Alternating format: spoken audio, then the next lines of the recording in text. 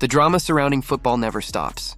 Just when it seemed like the transfer market had taken a breath, fresh twists emerged across Europe, shaking the foundations of clubs, fans, and players alike. At the heart of it all, one man's return is rewriting history. José Mourinho, the special one, has come full circle. Nearly 25 years after his first brief stint at Benfica, he is back in Lisbon with unfinished business. His first run ended not because of poor results, but because of politics.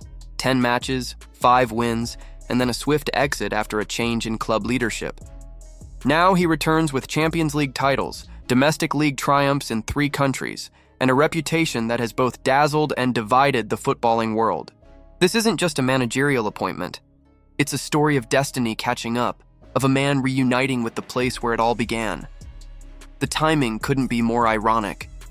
Mourinho was only recently sacked by Fenerbahce after clashing with the board over transfers, a fallout that ended in defeat against Benfica in the Champions League qualifiers. Weeks later, he takes charge of the very team that knocked him out.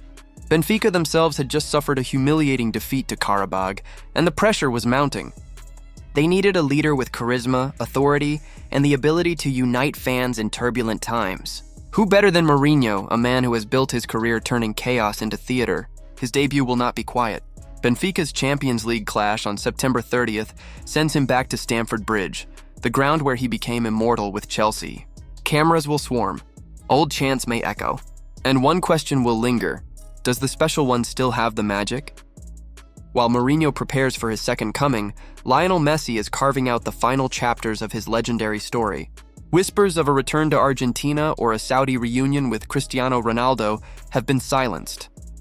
Messi is staying in Miami. The Argentine is expected to sign a new multi-year deal with Inter Miami, ensuring his presence through the 2026 World Cup and possibly until 2028. His impact since arriving in Major League Soccer has been seismic. In his first year, he delivered the League's Cup, Miami's first ever trophy. In 2024, he smashed the league scoring record, lifted the Supporters' Shield, and claimed MVP honors. A club that once seemed like little more than hype has become a powerhouse with Messi at its core. For Miami, the timing is perfect. Their new stadium is opening, and they need a poster boy. For the MLS, it means that the greatest player of his generation will remain the face of the league during a home World Cup. And for Messi, it means legacy, cemented not in Barcelona's blue and red, but in Miami's pink. At Barcelona, though, the mood is far less settled. Ronald Araujo, once the immovable rock at the back, is suddenly in limbo. Liverpool's interest is real and the situation is urgent. If Ibrahima Konate leaves for Real Madrid, Araujo is the man Liverpool want. The Uruguayan's frustration is growing. Hansi Flick has benched him in key games, leaving him caught between loyalty and ambition. At 26, this is the peak of his career, and his physical presence makes him tailor-made for the Premier League. Barcelona, drowning in financial troubles and unable to provide stability in their backline, may not resist an offer of around $50 million. Juventus are watching, but Liverpool's pull is stronger, especially with Virgil van Dijk aging and the Premier League offering the stage Araujo craves. If Konate departs, Araujo's arrival at Anfield may be less a rumor and more an inevitability. Madrid, the future of one young star, is already under threat. Endrick, the prodigy once valued at $60 million, is barely seeing the pitch. Injuries, fierce competition, and limited opportunities have dropped his market value to nearly half. For a player desperate to make Brazil's World Cup squad, sitting on Real Madrid's bench is a nightmare. The solution being whispered is a loan move, Valencia or Celta Vigo. It would mean fewer lights, less glamour, but more minutes. And for Endrick, minutes mean survival. Without game time, dreams of wearing Brazil's colors on the world stage may fade before they ever come true.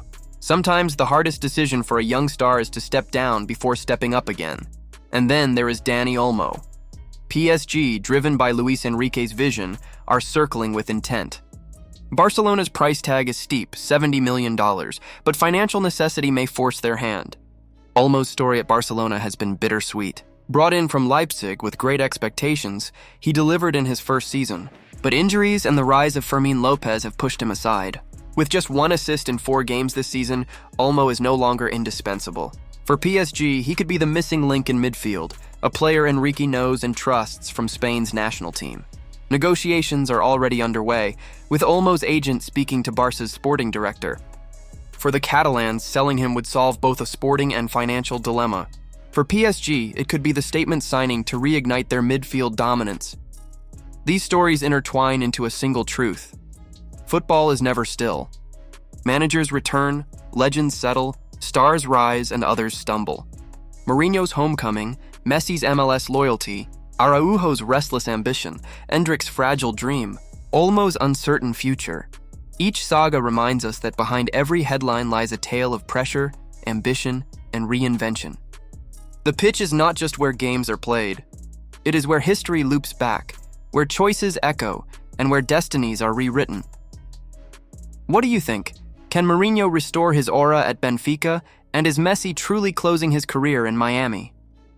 Will Araujo anchor Liverpool's future, and will Endrick find salvation away from Madrid? Drop your thoughts below, and don't forget to like and subscribe so you never miss the next twist in football's ongoing drama.